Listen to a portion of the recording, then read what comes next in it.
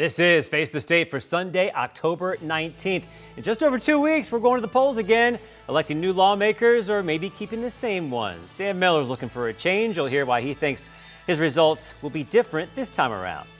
And hey, it is time for some powerful talk about energy in Pennsylvania. Do we really have a surplus in PA? If so, how can we best leverage that advantage?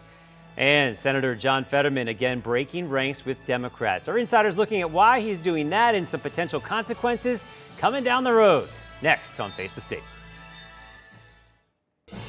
CBS 21 News presents Face the State with Joel D. Smith. A look at the issues and politics that shape Pennsylvania. Well, municipal elections are coming up in just a few days. This year we have a competitive race for mayor in Harrisburg. I am joined by a proud rhino right here, Republican in name only because he's technically going to have an R next to his name on the ballot, but he is a Democrat and he is running again, and this is Treasurer Dan Miller. Good to have you here. Nice to be here, Joel. Okay, so let's get past that first thing. Have you informed people enough? You're not a Republican. This is how you got on the ballot. It's a formality, or are you still fighting that a little bit? I'm still fighting it. I mean, yeah. I think we've done, mailings. Everywhere I talk, the first thing I say is I'm still a Democrat, but I'm on the Republican ballot. Huh. But you still have people pull up beside me and say, Dan, why did you change to a Republican? Oh boy. So yeah. It's out there. It's out there because that was the way to get on the ballot, easily, much more easily than a write-in for this time, because you barely lost the primary. Remind people how close that was back in May. It was 80 votes on the D side. And then on the Republican side, I do want to say that we all received write-in votes. It wasn't just me, it was Lamont and Wanda, but I won and I got the most that qualified me for the Republican nomination. Yeah. So have you tried some new messaging? Because like you said, you lost by a little bit, and little bits matter when you're going to an election that's supposed to be close. Have you changed any of your messaging? What do you want people to focus on now if it's the same voters that are deciding between you and Wanda again? Well, 65% of the Democrats voted against Wanda. So I think our message was right. I think, all of those messages were right. There is a lot of incompetence. There's problems down at the city. I think people know that, and they're really looking for change. So we're not changing our messaging too much. It's just that we want to inform voters. I think the stumbling block for me is the R problem. Okay.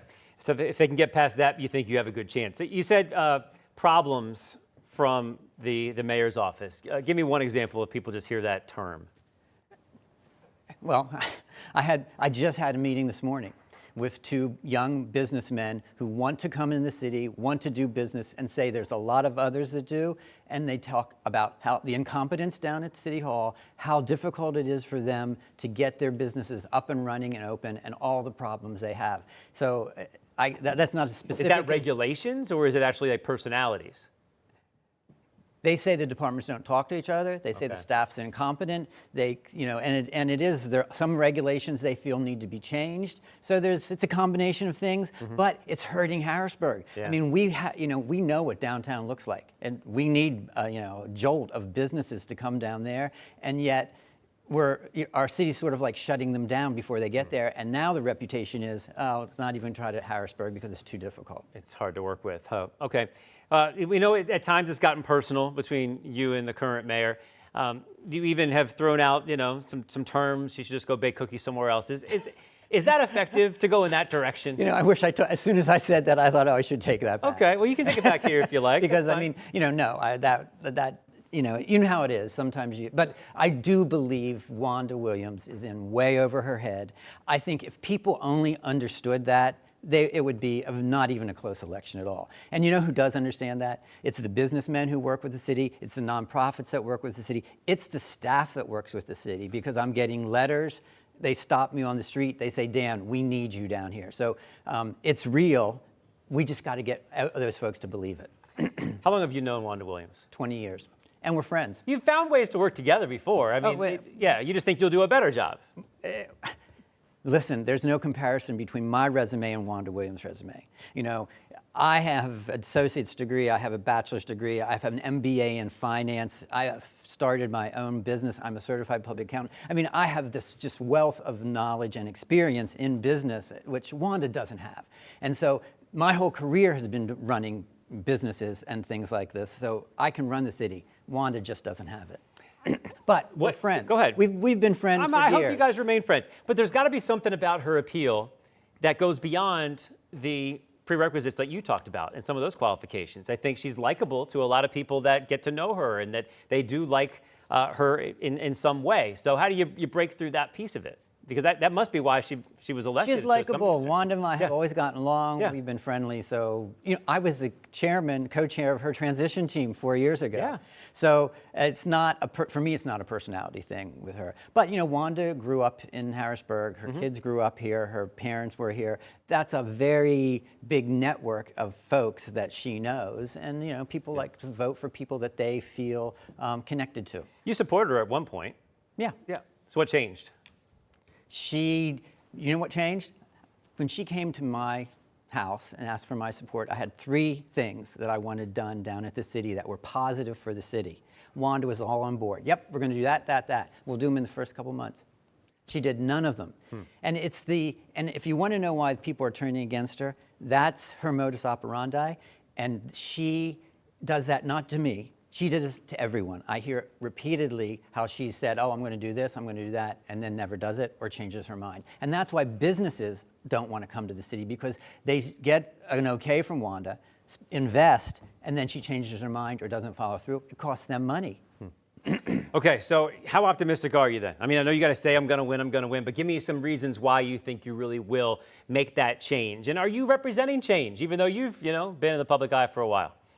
I am so representing change. It's been so mismanaged down in our city. We were insolvent. I mean, we have gone through so many crises. We have never had someone who really knows and understands how to manage the city and be responsive to the businesses, be responsive to the residents, and do the kind of things that make people want to work with Harrisburg. I don't know. I think the 65% of the Democrats voted against her. People want change. I do think we have a great shot at winning this election. She's pointed in the past as soon as this week in the state of the city that they were able to retire a lot of debt under her time. What would you say to that? I'd say that's a lot of BS. I mean, a lot of that was done through the Strong Plan. And my main thing about that is Wanda brags about that, but she really mishandled it. Because I was in treasurer, and on the December 31st, when she came into office, we had $25 million in cash. We were earning almost zero, if people remember that, nothing. So we're earning no interest on that. At the same time, we owed $19 million in a line of credit to the bondholders. Well, I told Wanda, before we even she became office, I said, Wanda, come on, let's go in and pay that off, declare victory, and that'll be great. She didn't do it. She waited 14 and a half months. It cost us $1.1 million of additional interest. That's blatant mismanagement. All right, folks, you've heard from him. We're going to hear from Wanda Williams in the future, we hope. We invited her to the show as well. It's up to the voters to decide this thing, but you want the voters to know, Republican in name only. Don't worry about the R. He's just a name on the ballot. And if you're from Harrisburg, Dan Miller's been around for a while. All right, thanks for being on the show. Thanks, Joel. Good to see you, man. All right, folks, so how will money be spent at the state level eventually? This budget's still not done yet. We don't know, but we're talking to a House Republican leader about where things stand right now and the energy to find the end to this impasse.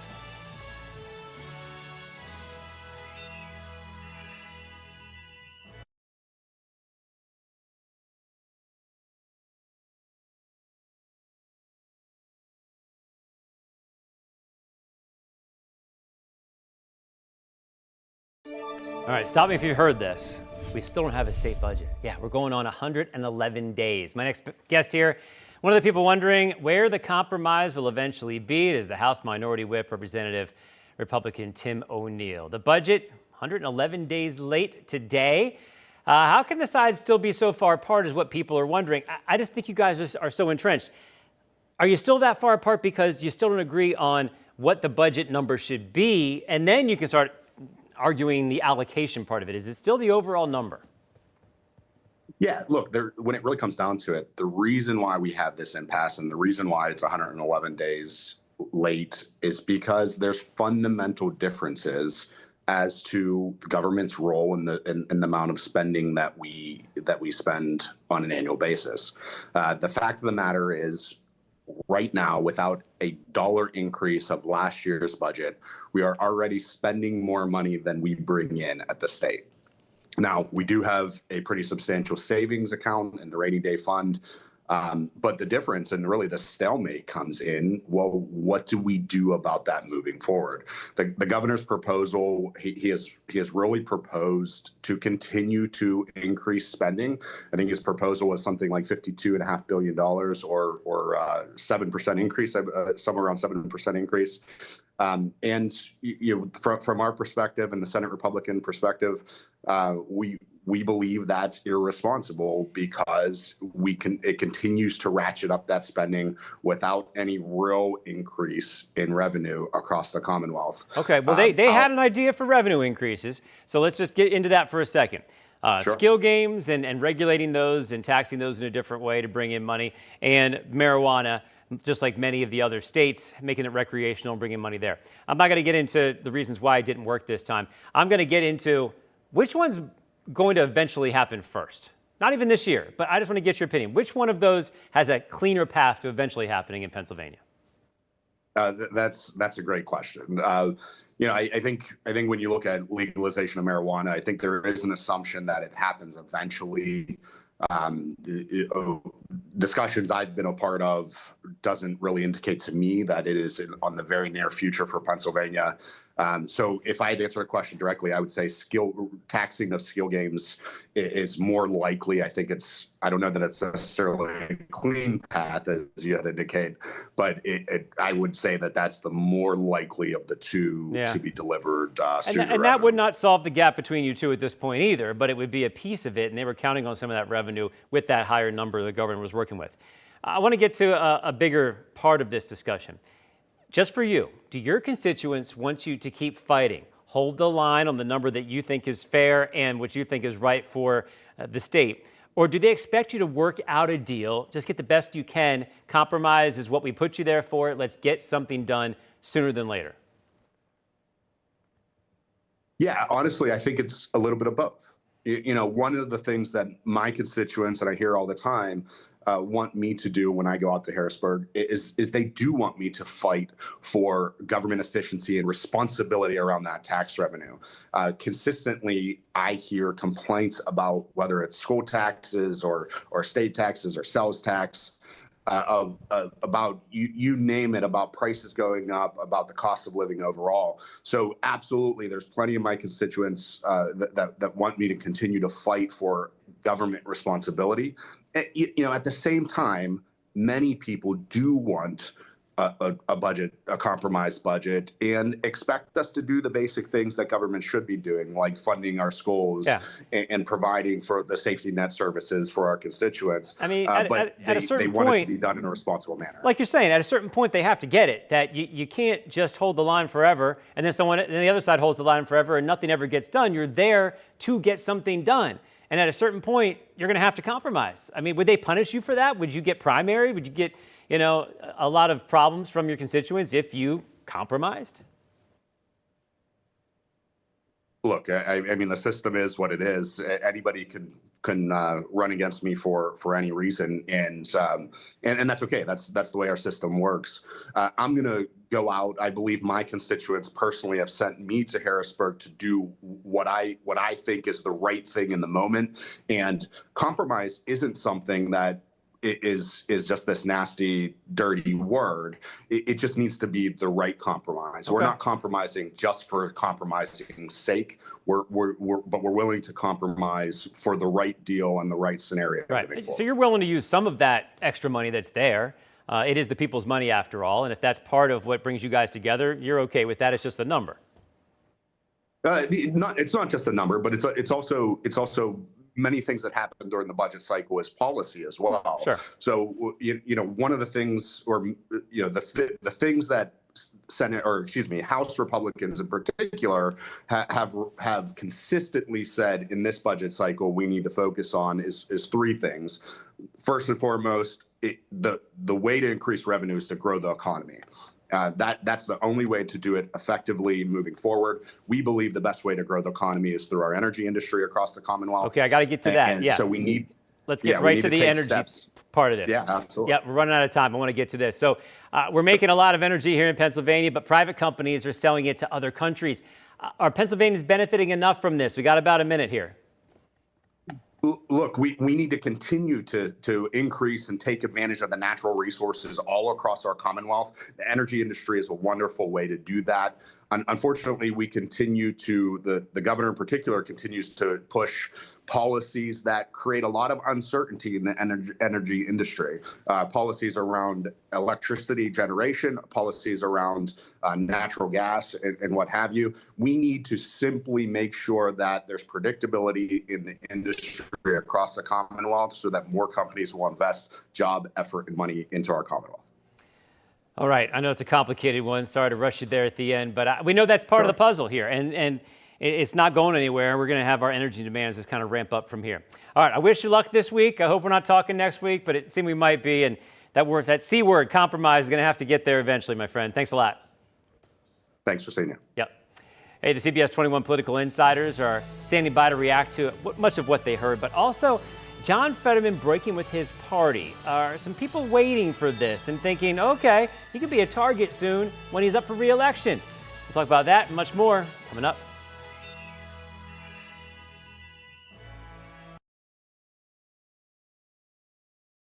It is my favorite time of the week. The CBS 21 political insiders are here. Democratic strategist Tony Lepore, Republican strategist Mike Regan. So, guys, we heard Dan Miller, who's one of your fellow Republicans, yes. Running. he says, don't say that. Running for mayor. What do you think his chances are? He says having the R there is an impediment to some people. They can't understand how this works. It was just to get on the ballot for November because he barely lost in the primary. What do you think his real chances are? I mean, I don't know. I think people are getting tired of what Harrisburg is right now. Like, I would take a walk every day. My office is downtown. I take a walk every day, and the amount of homelessness, the amount of boarded up stores and restaurants is really a thing. I mean, you don't have to go back too far, Joel, to think about Restaurant Row was hustling and bustling and all the things are going on. That's all gone now. And, you know, I don't have a horse in this race, but I think that Harrisburg needs a change, and I think Dan Miller might be the guy. What's going to happen here?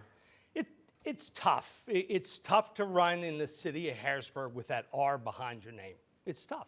And Dan's a good, smart individual, but he's running as a Republican. There's no ifs, ands, or buts about it, and he has to overcome that, and that's a huge hill to climb. Worse than the Scarlet Letter?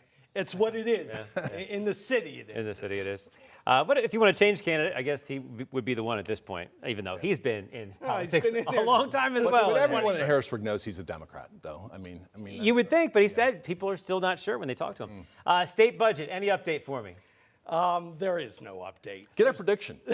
He's so don't good do at that anymore. September of next year. Of next year. What do you have? Anything?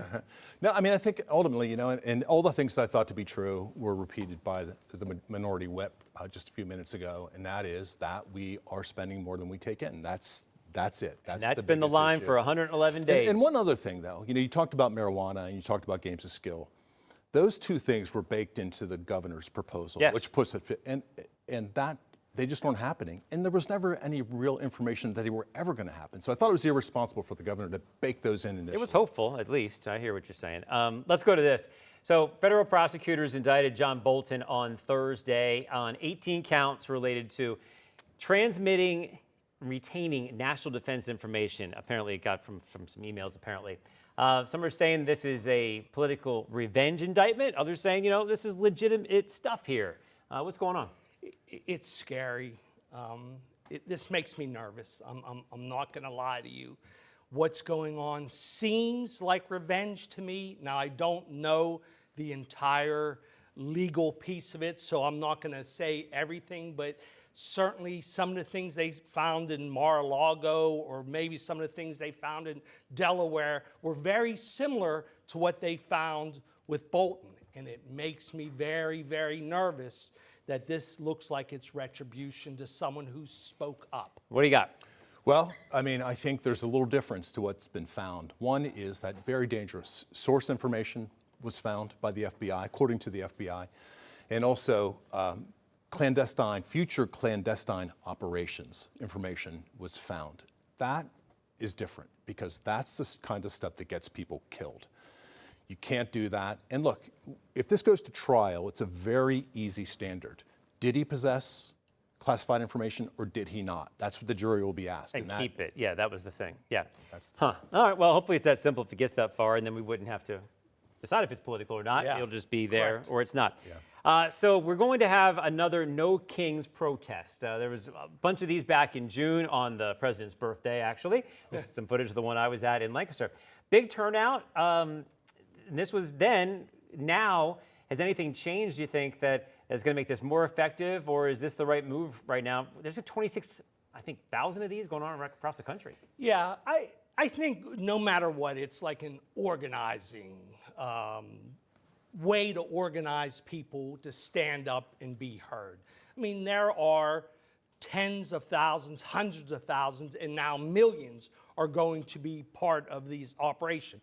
It's a good organizing tool, and I think it's effective that way, just to make sure everybody realizes there are other people out there. That's exactly it. They wanted to know other people agree with them. They're not crazy, that they feel this way. They wanted other people to feel that way as well. And they wanted the Democrats to fight more for them. I think that's actually happened since June, the effectiveness of these kind of things. Yeah, well, the irony of this, if there really was a king, there'd be no Kings events, right? Isn't that true? True. Yeah. So I guess the other thing is that this is why people are turning their backs on the Democratic Party and are losing voters in droves, is because this type of stuff is just getting tiresome. Because it depends on what they say at those events. I want to get to the government shutdown is now, entering week 4. This is on the federal level. And John Fetterman breaking with Democrats again. He voted to open the government. He says you don't want to hold them hostage. We got to get this money out to our military men and women. But now the talk is that because of all of that, maybe he'll be primaried. Are you hearing anything? I know it's a couple years off, but I mean, is he a target? Yeah, he absolutely is. And Okay. I know the senator. I know him to be a good, honest man. But I also know that a lot of people out there elected him to stand up against this. And I know there are people out there considering it and raising money right now. Let's find out who's winning the shutdown. So the blame game going around, we have some numbers from AP. 75%, at least in some category, blame the president. 77% say Republicans. 79% say Democrats. Not a big difference there. Those are the ones that said at least a moderate amount of blame there. Here's the other question that was asked. Shutdown, is it a major problem for the country? Now it gets interesting. Democrats, about 70% said yes. Republicans, 37% said yes. Independents, right in between right there. So only about half of adults in America think that the shutdown is a big problem. So that's kind of interesting. Is that a problem moving forward for Democrats, yes or no?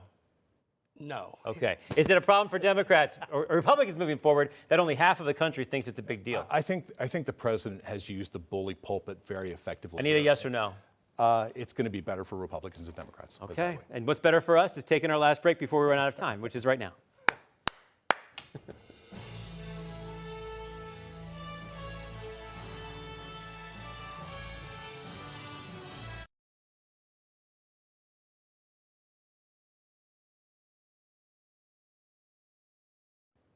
Every week we say still no state budget, and there's no movement. What's going to get things moving? What's that thing that people are going to feel? Here's what's going to happen, in my belief. The schools are going to send home with their students letters saying that we're going to have to cut back X, Real Y, things at and schools. Z. What do you got? I think bottom line, when people start feeling it in their pocketbooks and their wallets, I think that's going to be. Well, that might be a while, but the counties say by next year they'd have to start raising taxes to make up the difference because they're taking out loans. I know some of the loans were supposed to be, interest-free, but they're not yet. Not yet, they aren't. Yeah. Interesting. All right, guys, our countdown to when the budget ends. We're not going to put a little thing on the side of the screen because we run out of time on that thing, but we've run out of time on this show. We will keep you up to date on all of this. And remember, the election is right around the corner, folks. You just heard from one of the candidates today. Get out there and vote, right? That's correct. Vote Republican. Please do. They all agree on that. And I hope you saw the piece on Charlie Giroux this week. We missed you, Charlie, but we know you're on the way back. We'll see you soon.